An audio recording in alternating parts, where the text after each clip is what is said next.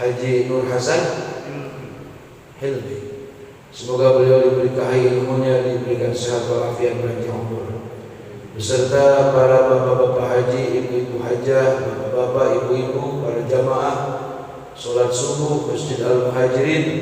Semoga Allah senantiasa memberikan kita sehat walafiat, memberikan kita keselamatan di mana tempat, di mana berada, diberikan kita panjang umur dalam ketaatan, diberikan keberkahan, keberuntungan kita dan keluarga kita dan masyarakat kita dari dunia sampai ke negeri akhirat. Amin ya rabbal alamin.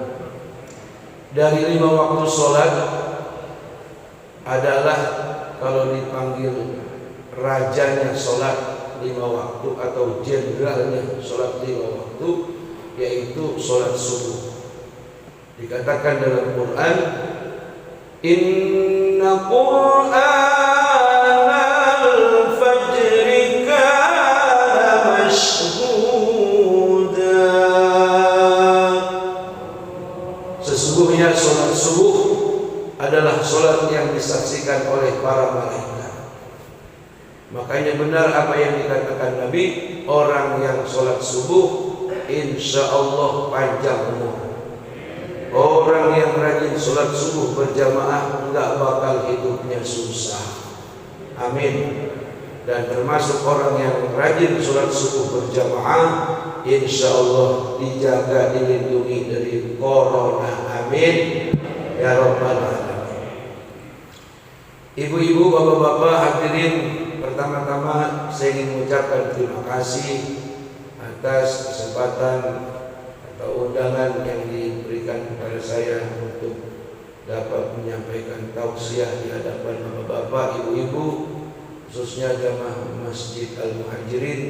Semoga nanti tausiah saya ada manfaatnya. Amin. Dan saya juga bersyukur kepada Allah bahwa di tengah pandemi ini walaupun ada jaga jarak, tetap kita masih melakukan ketaatan kepada Allah Subhanahu. Jangan sampai ini masjid gara-gara corona sholat subuh nggak ada, ya Pak ya. Kemarin sempat libur nggak waktu corona pertama? Ustaz, lanjut, iya. Jangan diliburin sholat mah. Termasuk besok sholat Idul Adha. Sebab Piala Eropa udah mulai, banyak yang nonton itu Piala Eropa. Iya kan, di TV setiap malam tuh bola. Sepertinya corona di luar negeri udah kagak ada kali ya. Cuman di kita yang masih banyak ini corona ini. Kirain kata kita udah hilang, ada lagi aja.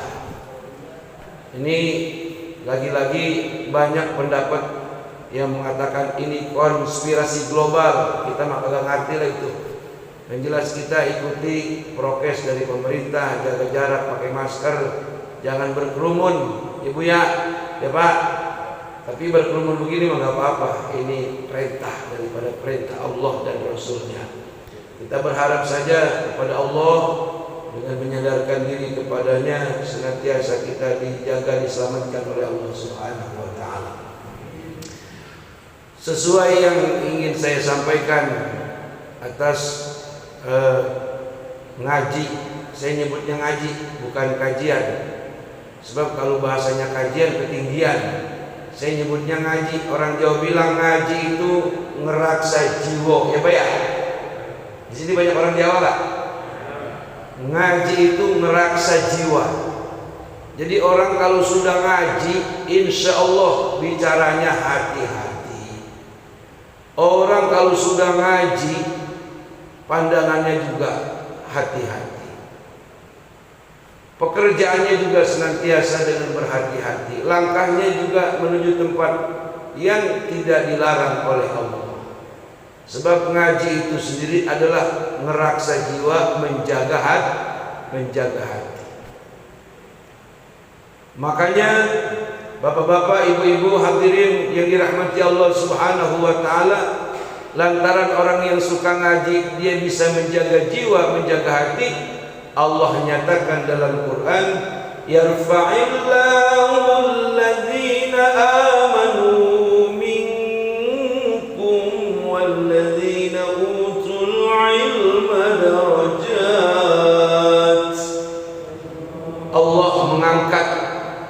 derajat orang-orang yang beriman dan orang-orang yang berilmu pengetahuan agama. Amin ya rabbal alamin. Nah, sampai di ilmu, bapak-bapak, ibu-ibu, saya ingin menyampaikan bahwa segala sesuatu amal ibadah yang kita kerjain, yang kita laksanain itu harus dengan ilmu. Bahwa banyak umat Islam mungkin di seluruh Indonesia kali yang sampai udah tahun 2021 masih banyak orang Islam yang belum bisa baca Quran. Makanya di sini kira-kira jamaah Masjid Al-Muhajirin sebagian besar, kecuali aki-aki dah, itu usia 20 sampai 40 sampai 50 rata-rata udah pada bisa baca Quran semuanya, Pak. Ibu-ibu juga bisa. Alhamdulillahirabbil. Kalau masih hari ini ada yang belum bisa baca Quran, belajar. Ustadznya udah ada di sini. Dari Iqra 1 nggak apa-apa sampai Iqra 6, insyaallah bisa baca Quran. Jangan kita ngomong kembali kepada Quran, bacanya aja kagak bisa, bagaimana kembali? Betul apa benar? Dan orang sekarang kalau ngomong begitu, kembali kepada Quran dan hadis, baca Quran aja nggak bisa, bagaimana mau kembali? Nyasar bisa urusannya itu, Pak. Makanya Quran dengan kita membacanya itu nggak boleh asal baca, ada ilmunya, namanya ilmu tajwid. Kalau orang yang baca Quran pakai ilmu tajwid, ya bismillahnya cakep. Bismillahirrahmanirrahim. Itu pakai ilmu tajwid. Kalau kagak pakai ilmu tajwid, ya bismillahirrahmanirrahim. Begitu, Pak. Makanya sholat itu bisa diterima kalau bacaan Qurannya fasih, kayak imam kita tadi. Makanya berapa banyak orang yang sholatnya tidak diterima Allah karena dia menganggap remeh perintah sholat mah, ya kata dia gampang. Ya gampang sih ngeliatin orang mah. Wudu juga kata dia gampang. Allah baca Quran gampang belajar di Google, belajar di YouTube. Hati-hati, Pak. Orang sekarang dalam mempelajari ilmu agama dianggap remeh. Hati-hati. Tidak akan mendapatkan ilmu yang manfaat, apalagi fasih baca Quran kalau tidak berhadapan dengan guru. Betul nggak? Kalau di sini ada imam besar kita, manfaatkan ilmu Qurannya agar kita bisa baca Quran. Jangan dianggap remeh. Kan sekarang ada tuh alat-alat yang diiklankan, ada suaranya. Nggak bakal bisa, Pak. Nggak bakal bisa, saya jamin. Sebab dari zaman Nabi sampai hari ini kalau orang yang ngaji benar-benar ngaji Quran, harus ada guru yang membenarkan atau guru yang menyalahkan apabila ada kekeliruan. Paham ya, Pak?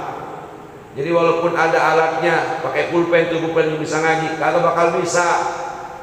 Mungkin hanya bisa baca Quran tapi tidak tahu hukum-hukum tajwidnya.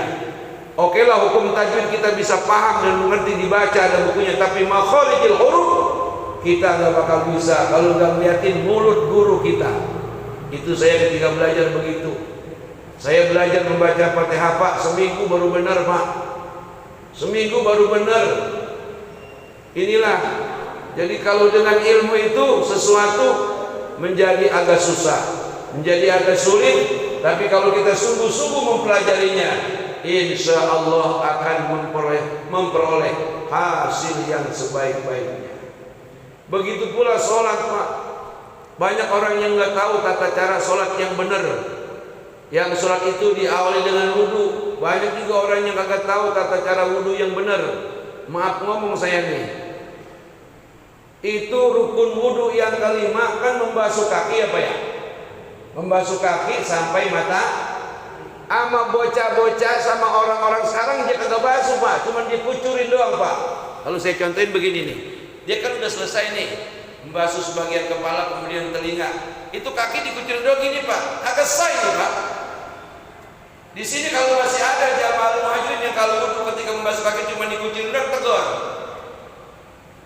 Mana basuhanmu sedangkan perintahnya adalah ghuslul yadaini ma'al ka'bain, membasuh ghuslu rijlain ma'al ka'bain, membasuh dua kaki sampai mata. Kan yang namanya dibasuh kan begini ya Pak ya? Ya kan? Pakai tangan kita dari bawah sampai sini. Lah kalau dikucurin doang, ada nggak perintah dikucurin? Dikucurin pakai air keran itu sesudah beres dibas. Paham Pak? Paham? Jadi kalau ada jamaah muhajirin yang wudunya asal jadi, kagak pakai ilmu, ketika membasuh kaki hanya dikucurin saja, maaf, tidak sah itu wudunya, sebab melanggar daripada aturan fikih. Duduk lagi saya. Selanjutnya bapak-bapak, ibu-ibu dan saudara-saudara yang dirahmati Allah Subhanahu wa taala.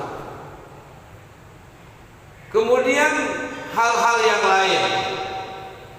Apa itu selain sholat, selain kita baca Quran, sodakoh juga perlu pakai ilmu Pak. Kita zakat, infak, sodakoh kalau nggak pakai ilmu terkena fawailul lil musallin alladzina hum an salatihim sahun alladzina hum yura'un. Orang yang sholatnya tidak pakai ilmu dia akan celaka. Orang yang sedekahnya tidak pakai ilmu dia akan terkena penyakit riya. Paham ya Pak? Ya Bu ya. Jadi semuanya perlu pakai ilmu. Dan kalau semuanya dilandasi dengan ilmu pengetahuan, insya Allah akan jadi paham. Kita kenal agama pun dengan ilmu, kita kenal Allah juga dengan ilmu, kita kenal Rasulullah pun dengan ilmu. Siapa yang mengajarkan ilmu? Para ulama. Kenapa disebut ulama? Karena banyak memiliki ilmu. Paham ya Pak ya? Inilah pentingnya kita ngaji. Jadi kalau semua pelajaran demi pelajaran sudah kita pelajari, tolong itu kita masukkan ke dalam jiwa, sehingga hasilnya ngaji kita akan bisa meraksa jiwa. Amin ya Rabbal. Akhlak akan menjadi lebih baik, keimanan semakin kuat. Adanya wabah corona bukan kita jadi putus asa, tapi semakin mantap ibadah kepada Allah Subhanahu wa ta'ala. Corona yang ada hari ini bukan barang baru, semua sudah terprogram sejak zaman ajali. Qul la yusibana illa ma kataballahu lana huwa maulana wa 'alallahi falyatawakkalul mu'minun. Katakan hai Muhammad tentang musibah yang kami timpakan, kata Allah, yang kami ujikan kepada manusia. Ini corona bisa jadi ujian bagi kita orang yang beriman. Ini corona bisa jadi peringatan bagi orang-orang yang kufur kepada Allah Subhanahu. Mana itu yang kufur? Sudah setua ini belum mau sholat, itu namanya kufur. Walaupun jadi jangan dibilang kafir Pak. Kalau ada tetangga kita usianya udah 70 belum juga mau sholat, istri kita kalau disuruh puasa alasannya menstruasi. Masa menstruasi bertahun-tahun umpamanya begitu, itu jangan dibilang kafir, kufur. Apa namanya? Kufur. Kufur itu mengingkari nikmat Allah Subhanahu.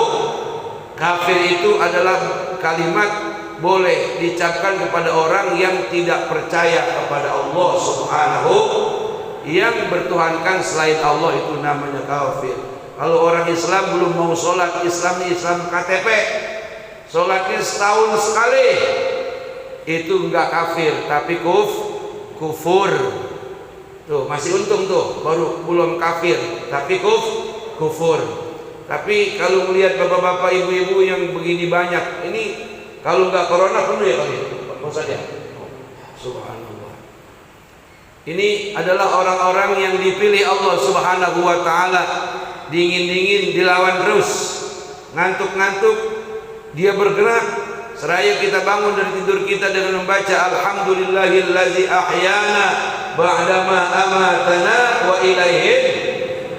Tuh Pak, jadi kita nih orang yang bersyukur, bukan yang kufur. Apa kata kita setelah bangun tidur? Segala puji hanya untukmu ya Allah yang telah menghidupkan kembali saya sesudah saya diwafatkan. Untung kita bisa hidup lagi ya Bu ya. Ya Pak ya. kita pas kita hidup lagi, saya akan laksanakan ya Allah perintahmu walaupun dingin-dingin. Saya akan berangkat ke Masjid Al-Muhajirin untuk sholat subuh. Dan sholat subuh ini disaksikan oleh para malaikat. Doa kita diaminkan oleh malaikat. Langkah bapak-bapak, ibu-ibu dari masjid kemari, itu satu langkah dihitung 10 kebaikan. Dan orang yang membiasakan sholat subuh pada saat berjembat di atas Shiratal Mustaqim, itu jembatan Shiratal Mustaqim, Pak, bagaikan rambut yang sudah tipis dibelah 7, lagi tajamnya lebih daripada pedang. Panjangnya menurut pendapat para ulama, ada yang mengatakan 3000 tahun, menanjak menurun mendatar. Ada yang mengatakan 15.000 tahun, menanjak menurun mendatar. Itu gelap gulita. Bisa jadi hanya orang-orang yang menjaga sholatnya, terutama yang rajin sholat subuh berjamaah, yang ketika dia berjembat, jembatan akan terang benderang dan akan luas sehingga dia berjembat sampai ke ujungnya, dan sampailah dia mandi di telaga milik Rasulullah sallallahu alaihi, namanya Haudi Kausar. Amin ya rabbal alamin. Bapak-bapak, ibu-ibu, hadirin yang dimuliakan Allah Subhanahu wa taala. Tadi pada mukadimah saya baca ayat. Saya baca firman Allah Subhanahu wa taala mengenai hal salat ini. Apa kata Allah Subhanahu wa taala? Wa'mur ahlaka bis shalah. Perintahkan untuk keluargamu mendirikan salat 5 waktu. Ini anak-anak kita, Bu, jangan nunggu dia balik. Bapak-bapak, anak-anak kita itu mulai usia SD kelas 2, kelas 3 harus dibiasakan bangunkan sholat subuh. Sebab itu sholat pas susah, Pak. Saya ngaji sama anak-anak itu, kalau ngajarin sholat itu anak duduk di antara 2 sujud aja nggak bisa, Pak. Apalagi duduk tawarruk, itu duduk yang terakhir. Itu kalau nggak dibiasain dari kecil, kaki ditekuk itu sakit nggak, Pak? Kalau orang yang belum biasa sholat sakit gitu, kakinya ditekuk, sakit, Pak. Makanya kalau orang yang sadarnya udah gede, udah dewasa, itu biasanya sholatnya dia kakinya nggak bisa ditekuk, Pak. Dia panjangin begini, sebab udah terbiasa dari kecil. Jadi kalau kita menginginkan anak-anak kita agar mereka sholat sesudah dewasa, sholatnya bagus, mulailah ketika dia masih anak-anak, bangunkan ketika subuh. Itu ajaran Nabi, ajaran para ulama. Jadi jangan kita asyik sholat subuh berjamaah, bapaknya, emaknya, anaknya kalau bisa dibangunkan untuk sholat subuh berjamaah, insya kenalkan, Pak, Ibu. Jadi kita belum dikatakan bapak ataupun ibu yang baik kalau sholat subuh hanya kita sendiri, sementara anak kita bangun jam 9. Jangan, Bapak Ibu sekalian.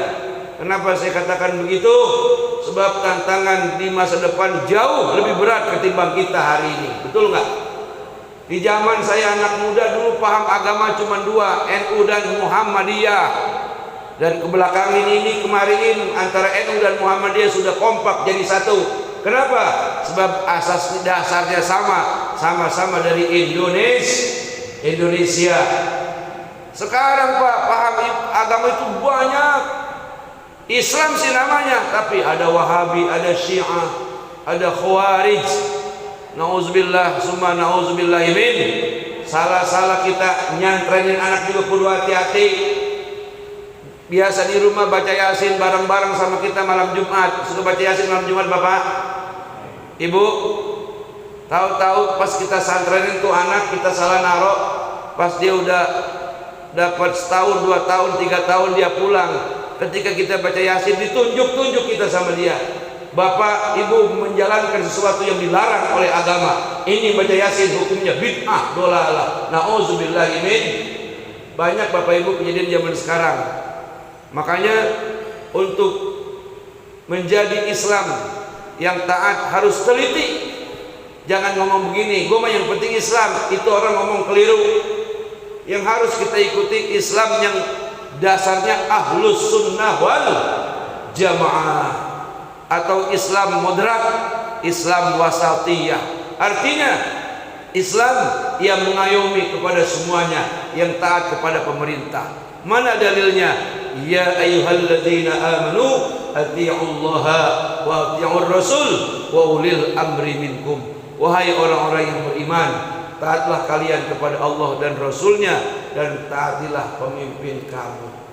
Inilah Bapak Ibu hadirin sekalian, untuk dalam rangka menjadikan keluarga yang kita sering-sering sebut sakinah, mawaddah, warahmah mulai sejak dini. Ayo anak kita yang usianya 7, 8, 9 atau udah lulus SD, kalau dia bangun kalau kita bangun sholat subuh, ajak pula bangunkan untuk sholat subuh berjamaah. Insya sanggup nggak Bu? Jangan ngomong nggak tega, harus tega. Kita perkenalkan kepada mereka. Saya berpikir begini, kalau dari kecil mereka nggak diajak sholat subuh, sesudah kita semuanya menjadi tua kemudian mati, siapa yang mengisi masjid nanti ketika subuh? Ada orang apa enggak? Nggak ada orang, sebab nggak ada pendidikan dari awal. Nauzubillahi min.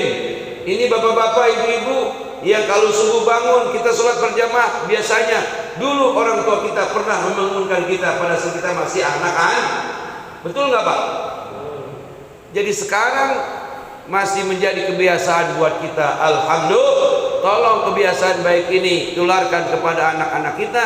Bangunkan dia, ajak untuk sholat subuh berjamaah insyaallah.